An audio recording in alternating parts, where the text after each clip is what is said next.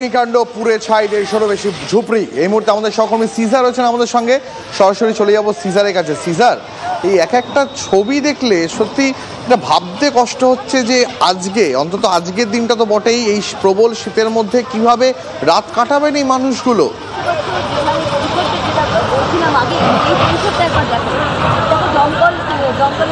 একদমই, কারণ দেখো তুমি আমার চোখের সামনে আমরা দেখাচ্ছি খালের ওপারে কার্যত ছাইয়ে পরিণত হয়েছে একটা গোটা বসতি 2 ঘন্টার মধ্যে, যেটা আজকে প্রায় 1টা পর্যন্ত যেটা একটা আস্ত বসতি ছিল, সেখানে মানুষ ছিলেন, তাদের ব্যবহার্য নিত্য সামগ্রীর জিনিসপত্র ছিল, সেই যে বসতিটাই 2 ঘন্টার আগুনে পুড়ে ছাই হয়ে গিয়েছে এবং কার্যত একটা ধ্বংসস্তূপে পরিণত হয়েছে। এবং এখানে প্রাথমিক হিসেবেই দেখা যাচ্ছে 100-র বেশি ঝুপড়ি ছিল যা কার্যত পুড়ে ছাই হয়ে গেছে। 100-র বেশি ঝুপড়ি মানে কয়েকশো মানুষ, তারা কিন্তু কার্যত গৃহহীন হলেন।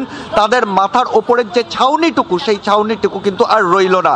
তারা সবাই সবার মতো কাজে গিয়েছিলেন, হঠাৎ করেই তারা খবর পান যে এরকম আগুন লেগেছে। কেউ গিয়েছিলেন নামাজ পড়তে, শুক্রবারের নামাজ পড়তে মসজিদ থেকে ফিরে এসে দেখেন তাদের বাড়ি দাউ দাউ করে জ্বলছে। বাড়ি, তাদের শেষ সঞ্চয়টুকু, তাদের ব্যবহার্য জিনিসপত্র থেকে শুরু করে সমস্ত কিছু দাউ দাউ করে চোখের সামনে জ্বলছে। কিন্তু সেই জ্বলন্ত অবস্থায় সেখানে ঢোকা তো দূরে থাক, সেই সমস্ত জিনিস বের করে আনার কোনো সুযোগ নেই। চোখের সামনেই তাদের শেষ সম্বলটুকু কিন্তু পুড়ে ছাই হয়ে গেল।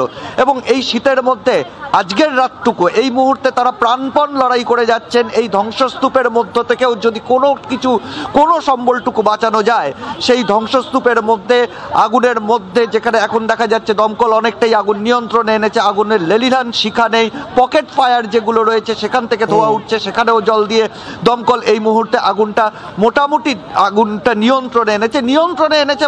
বলার থেকে বলা ভালো যে আগুনের আর পোড়বার মতো আর অবশিষ্ট কিছু নেই। আর সেই জায়গায় দাঁড়িয়ে সেই ভেঙে পড়া অ্যাডভেস্টাসের চাল, তার সঙ্গে প্লাস্টিক, তার পাশাপাশি যে সমস্ত গৃহ নির্মাণ সামগ্রী, তার মধ্যে থেকে শেষ সম্বলটুকু বের করে আনার একটা মারাত্মক চেষ্টা, একটা প্রাণপণ চেষ্টা চালিয়ে যাচ্ছেন এলাকার মানুষ। দীক্ষার কাছে চলে যাবো, দীক্ষা আমাদের সঙ্গে রয়েছেন। দীক্ষা, আর কোনোভাবে এই ঝুপড়ির মধ্যে কেউ আহত অবস্থায় আটকে নেই তো? সকলকেই বার করা গেছে তো?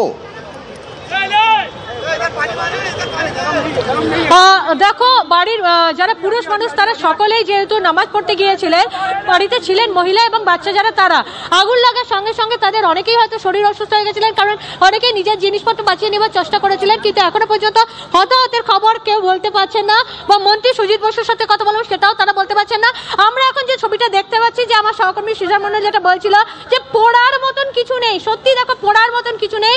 যে একটা খাট দেখাচ্ছি, খাটটার কিছু বেঁচে নেই, খাটের যে ফ্রেমটুকুনি সেইটুকুনি খালি দাঁড়িয়ে রয়েছে, বাসন পত্র সমস্ত পুড়ে গেছে। এমনকি আমরা আরেকটা জিনিস যেটা দেখাচ্ছিলাম, যে খাবার বাড়িতে রান্না হয়েছিল দুপুরবেলা খাবার, সেই খাবার কিন্তু ভাত পুড়ে গিয়েছে, অর্থাৎ ভাত পোড়া অবস্থা এখানে পড়ে রয়েছে।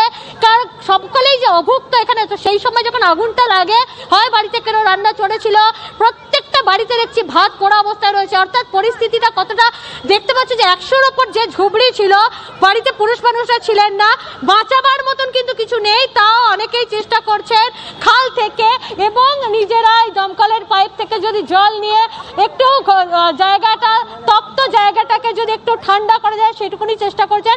কিন্তু বাঁচানোর মতন কোনো কিছু পড়ে নেই, অর্থাৎ কিচ্ছু বাঁচানো যায়নি, বাড়ির লোকজন কিচ্ছু বাঁচাতে পারেননি।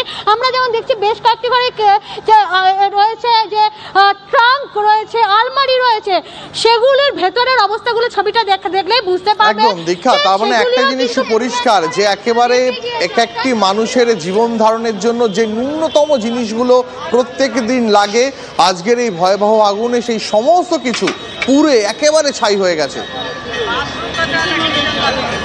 আমার ত্বক যেন কবিতা, কারণ